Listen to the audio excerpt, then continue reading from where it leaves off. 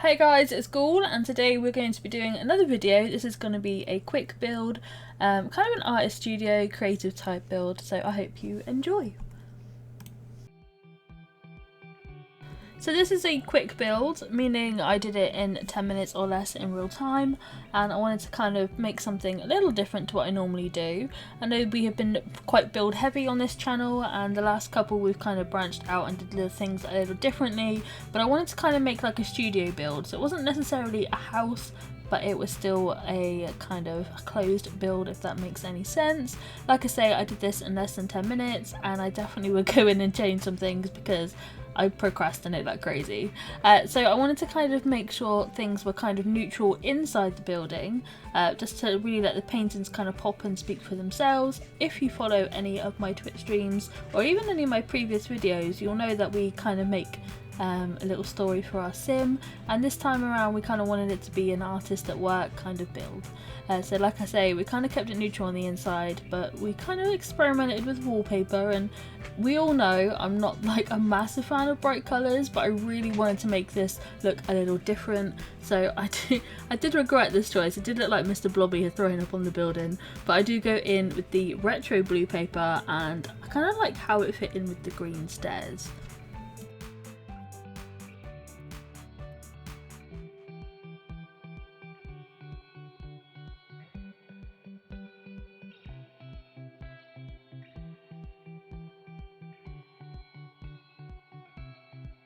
So as you can see, I did go around with a few wallpapers because I wasn't quite sure what I wanted, whether or not to keep it kind of crazy on the inside as well or plain, but we went with plain, like I said previously, to keep the work kind of the focal point, because I don't want anything to be too colour heavy and distracting from the actual inside of the build.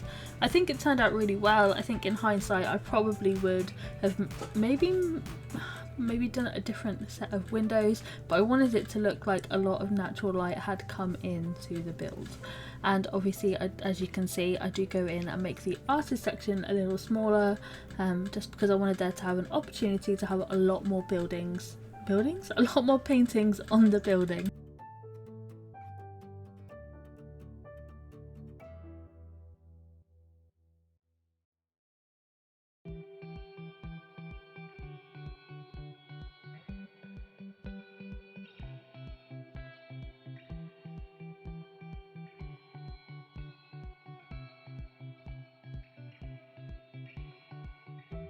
As you can see, I did put down some colourful rugs. I love the idea of having like a brushstroke rug, and this is the start of many wall coverings. I thought it would be quite a cool idea to kind of have the walls a little higher so we could put more pictures on, and I really wanted to include these because I like the fact that it's like almost like a reference photo. And I really like this idea of having like a bunch of portraits of like Sims already in the game to kind of just show off, and yeah, I really wanted to kind of put in as many different types of pictures in to kind of highlight like maybe the skill of the artist, maybe, I don't know, you know how my brain works by now. So yeah, I wanted to go on in and kind of include as many different kinds of paintings and wall coverings and all of that, because I don't know, I think I just wanted it to look interesting at least. And of course I always try and include 3 like frames. I don't know what it is, it's just always been something that I've done, and yeah, I think it turned out really well. I did kind of try to experiment with how much space we had on the walls, because I just kind of wanted it to look maybe a little different, so it wasn't so structured. Maybe I like the idea of having it a little free, and I think it worked out really well.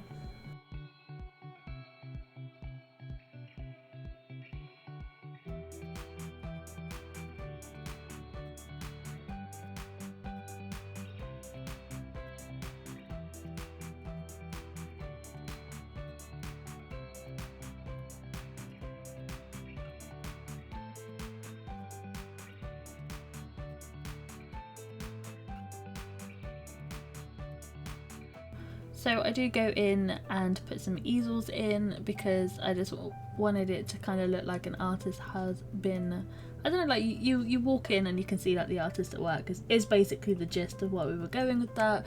So after I do put these incredible pictures up, I do go in and use quite a few different types of easel as well, because I wanted it to kind of look a bit more varied, almost like we'd kind of grown up with the sim. Maybe I just think too much into this, but I really thought it would be quite a cool way of experimenting. And of course I do get rid of a few windows because I always put too many in to begin with, and I always like the idea we can take it out and evolve.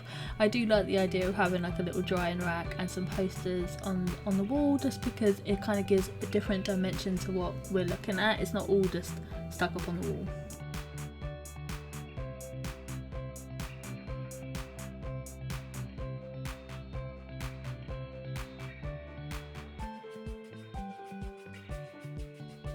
So going on in with lighting now, I knew I wanted these fluorescent kind of lights to go over the paintings. There is a particular one in The Sims that is especially for drawings, but I kind of liked how this one turned out. And of course I just kind of wanted to include something with the windows this time. So of course I went in with the new Luxe or Desert Luxe pack, and I went in with these kind of like wispy curtains, so that although it wasn't so much of a full heavy curtain, like the light could kind of go through. As I say, I overthink these builds all the time, and yeah, I couldn't really go in with my easels without having the little cute side table next to it, and I don't know, I think it just adds a little something to the build. I did want to include as many decorative items as possible without it looking too crazy, so of course I did go in and experiment with having some of the posters against the wall rather than on the wall, and I do think it came out very well.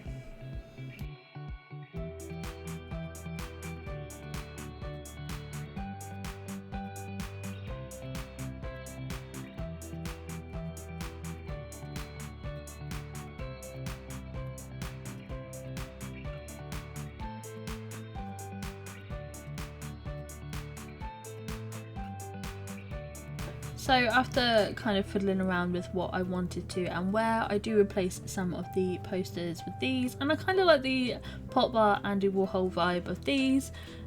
So I thought I would just put in some lighting, and of course I had to include otters because obviously they are so cute. And yeah, here's the final building. I hope you like it. Thank you so much for watching, and I will see you in the next one. Bye!